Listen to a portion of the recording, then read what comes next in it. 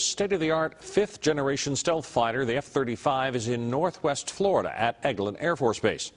Following a brief grounding last month, F-35 training is now back to full force. Fox 10 News reporter Russell Coburn went to Eglin today to get a closer look at the training.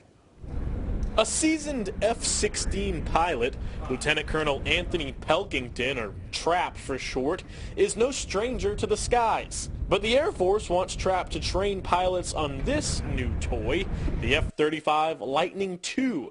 So it's back to the schoolhouse. The training program has definitely stepped up to make sure that you're ready the first time out. It's done in 4 steps, easing you in, with maintainers and pilots working together. First up is a simple PowerPoint lecture explaining the aircraft's complex software. Next up, video games, for lack of a better phrase. Students move through a virtual world accomplishing tasks. 3 life-size mock-ups, done in part here at the F-35 Academic Training Center. It's nearly the size of 6 football fields. Eglin says there's nothing else like it in the world.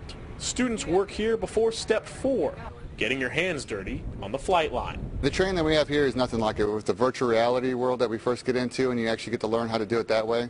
And then coming to the life-size trainers, we don't really get that before.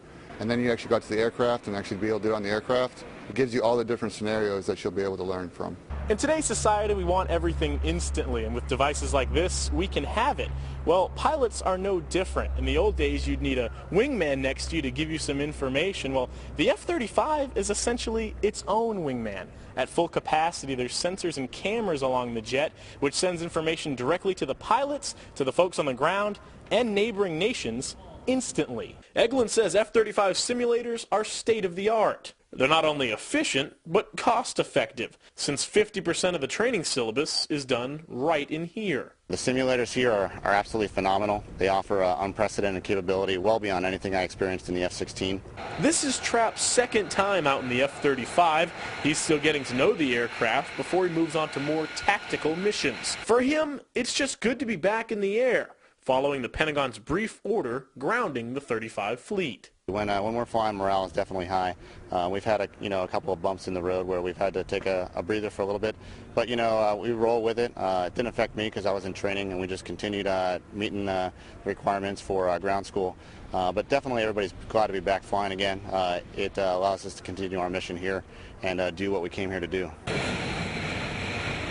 On Eglin Air Force Base, Russell Coburn, Fox 10 News. Eglin says the joint branch training is a first, and it will better prepare students for what they'll face on the 21st century battlefield. Lockheed